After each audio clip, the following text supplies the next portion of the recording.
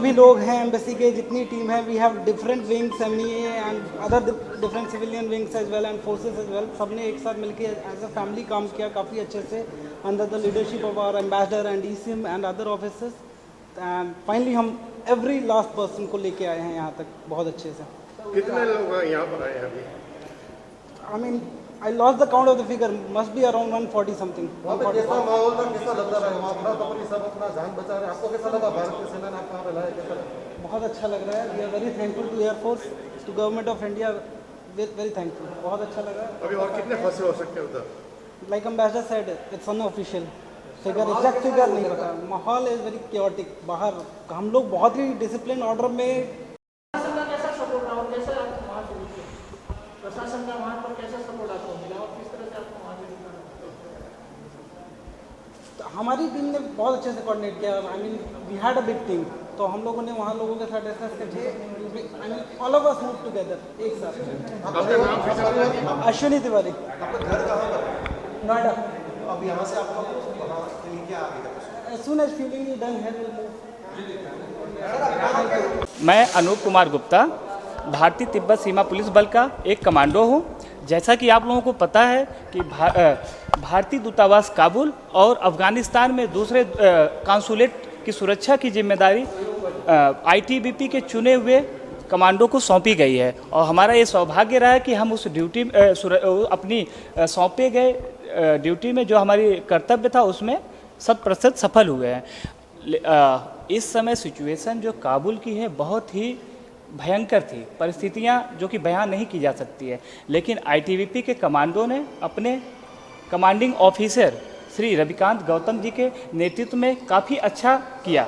वहाँ पे परिस्थितियाँ ऐसी बन रखी थी कि कभी भी डिप्लोमेट के ऊपर अटैक, कैंप अटैक और कन्वाई अटैक हो सकता था।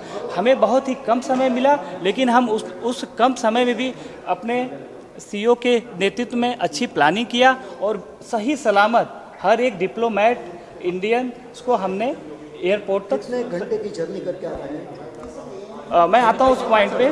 तो जो बेसिक चीज़ें हैं कि हमने सही सलामत हर एक डिप्लोमेट जो भी भारतीय दूतावास में थे, जो भी वहाँ पे इंडियन मौजूद थे, उनको हमने सही सलामत एयरपोर्ट तक पहुँचाया। फर्दर यहाँ पे इंडिया तक आए वहाँ पे।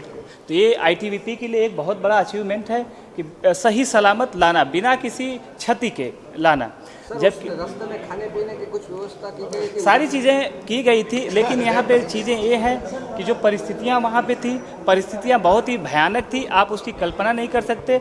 हम वहाँ पे 2 चरणों में अपने दूतावास के कर्मचारियों को निकाले थे। वहाँ पे 15 तारीख को हमने एक किया, उसमें कुछ कन्फ्लिक्ट भी होने के चांसेस थे जब हम सेकेंड कार्रवाई में आ रहे थे, लेकिन हमारी सूझबूझ की वजह से हमने कोई भी दुर्घटना नहीं होने दी और हम बैक आए।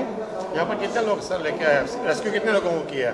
रेस्क्यू में रफली फिगर जो है 200 के करीब है और भी काफ़ी लोग वहाँ पे फंसे हैं, जो कि मुझे एग्जैक्ट डेटा उसका है नहीं, और अम्बेसडर सर उसको बाद में बताएंगे।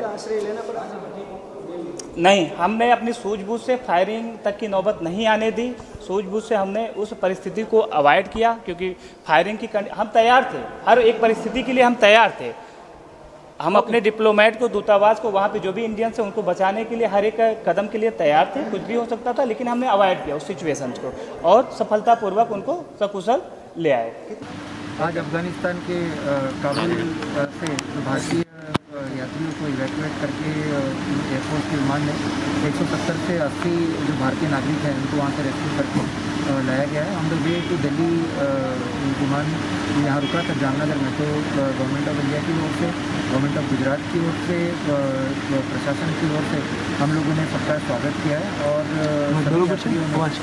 भारत पहुँच के जो है शांति की साथ।